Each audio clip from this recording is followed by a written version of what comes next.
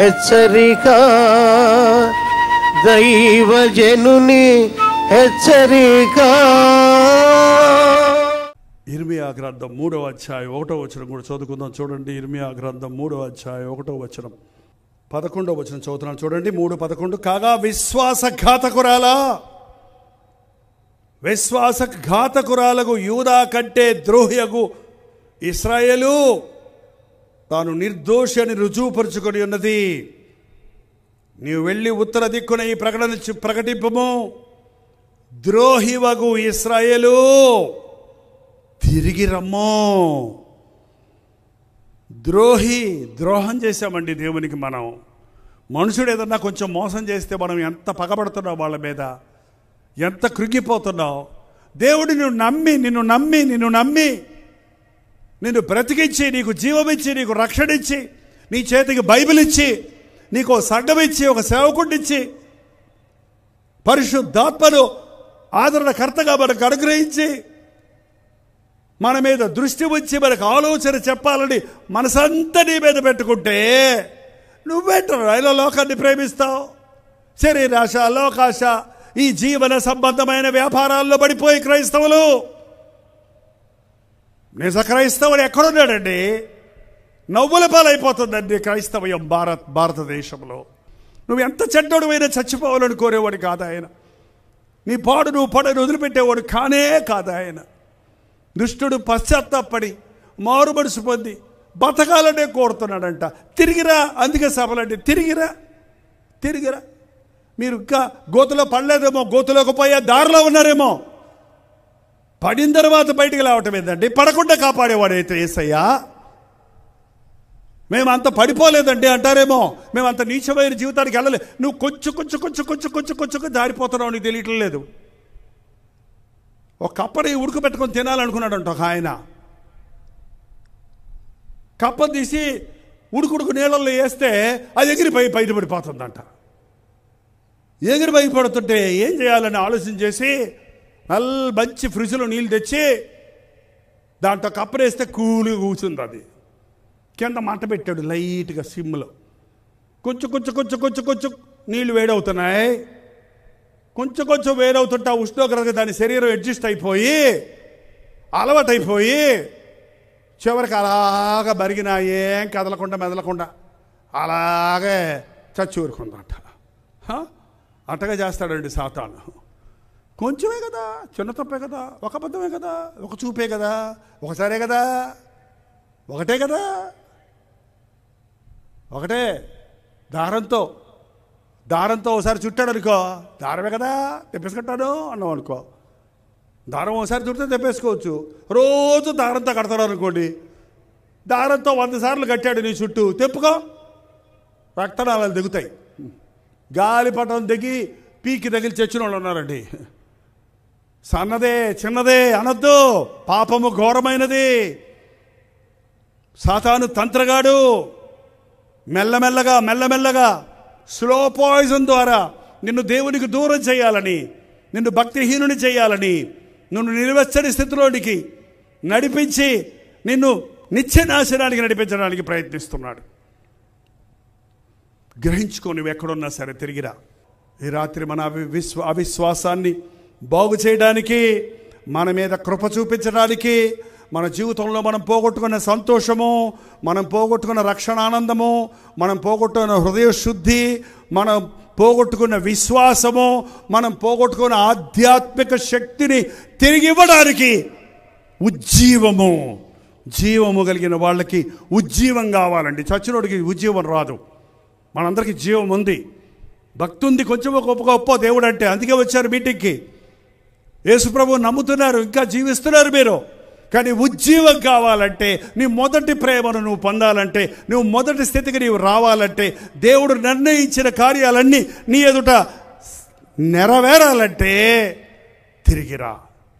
నేను బాగు చేస్తా, నేను కనికరిస్తా, నువ్వు పోగొట్టుకున్నవన్నీ తిరిగి నీకు ఇస్తా, నిత్య నిబంధన చేస్తాను నీతోటి. ఈసారి టెంపరీ నిబంధన కాదు, నిత్య నిబంధన చేస్తాను. నువ్వు నాకు వేరవ్వకుండా నిన్ను హత్తుకుంటా, నిన్ను కౌగిలించుకుంటా, నిన్ను విడవను, నిన్ను ఎడబాయను. నువ్వు బలహీనుడు అని నాకు తెలుసు, నువ్వు బలహీనురాలు అని నాకు తెలుసు, నా కృప నీకు తోడుంటుంది అని వాగ్దానం చేసే ప్రేమ కలిగిన ప్రభువు ఉన్నాడండి. ఈరోజు మీ స్థితిని మీరు గ్రహించుకుంటే ప్రభు దగ్గరకు తిరిగి రండి. ప్రభు తప్ప వేరే దారి లేదు. ప్రార్థన. పరిశుద్ధుడా, పరిశుద్ధుడా, ఒక్కసారి నీ బిడ్డలను చూడయ్యా. ఎవరెవరు ఏ స్థితిలో ఉన్నారో ఒక్కసారి చూడయ్యా.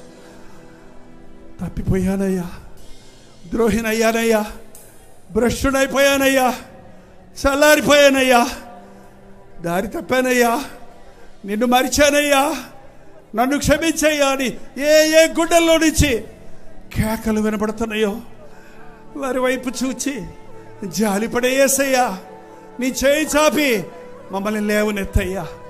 నీ మీటింగుల ద్వారా దారి మళ్లించి నీ దారిలో నడుచువారిగా, నీ సాక్షులుగా బ్రతుకువారిగా, నీ మేలులు గుర్తు చేసుకొని నీతో నిత్య నిబంధన చేయబడిన జనాంగముగా నీ రాజ్య వారసులు ఓటకు మా ఒక్కొక్కరికి నీ సహాయం చేయము. ప్రతి విధమైన శాపము నుండి, ప్రతి విధమైన పాపపు బంధకముల నుండి, ప్రతి విధమైన అపవాది కార్యముల నుండి నీ బిడ్డలను నజరేయుడైన యేసుక్రీస్తు నామములో విడుదల చేయించున్నాము నాయన. క్షమించబడిన వారిగా, ఆదరించబడిన వారిగా నీ కృపను పొంది నీ సాక్షులుగా బ్రతుకుటకు మమ్మల్ని ఒక్కొక్కరిని అభిషేకించమని యేసుక్రీస్తు నామములో అడుగుచున్నాను తండ్రి. మన తండ్రి అయిన దేవుని యొక్క ప్రేమయు, కుమారుడైన క్రీస్తు యొక్క కృపయు, ఆదరణకర్త అయిన పరిశుద్ధాత్మ యొక్క సహవాసము కూడి వచ్చిన మనందరికీ ఇప్పుడును సదాకాలమును లైవ్లో వీక్షిస్తున్న వారికి తోడై ఉండును గాక. ఆమేన్, ఆమేన్, ఆమేన్.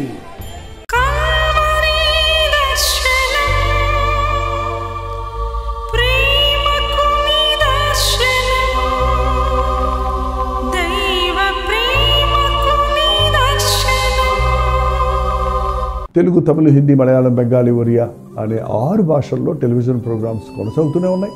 భారభరితమైన పరిచయంలో మీరు సహకరించాలని ఆశిస్తే ప్రభు మిమ్మల్ని ప్రేరేపిస్తే మీ విరాళాలు, కానుకలు డాక్టర్ జై ఫౌండేషన్స్ అనే ట్రస్ట్ నెంబర్కి మీరు పంపించవచ్చు. అవి నేరుగా టీవీ ఛానల్స్కి వెళ్తాయి. అందులో ఏది నేను మా సొంత పరిచయం కొరకు ముట్టుకోవటం లేదు, వేరే పరిచయం కొరకు ముట్టుకోవటం లేదు. టెలివిజన్ పరిచయలో ఇంకా సువార్త అనేది వారికి అది అందించాలని ఆశతో ఒక 20 సంవత్సరాలుగా కొనసాగుతున్న పరిచయం కొరకు ప్రార్థించండి, మీ సహకారాన్ని అందించండి. ఈ విషయం మీకు ఇంకా వివరాలు కావాలంటే 89393939 అనే నెంబర్కి మార్నింగ్ 10 నుంచి ఈవినింగ్ 10 లోపల మీరు ఫోన్ చేయండి. వివరాలు గురించి తెలియజేయండి.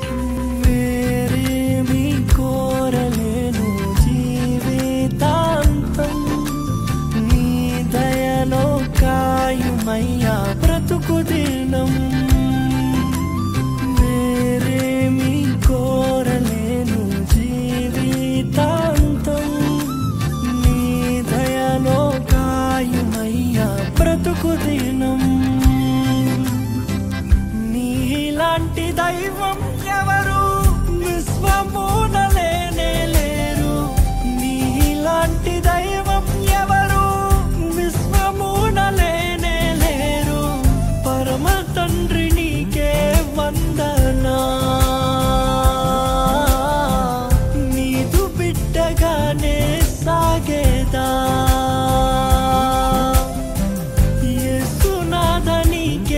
వందనా,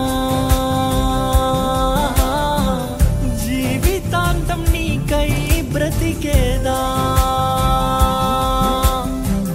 పవిత్రాత్మ నీకే వందనా,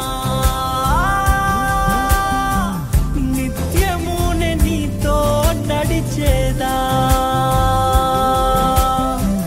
త్రియేక దేవా వందనా.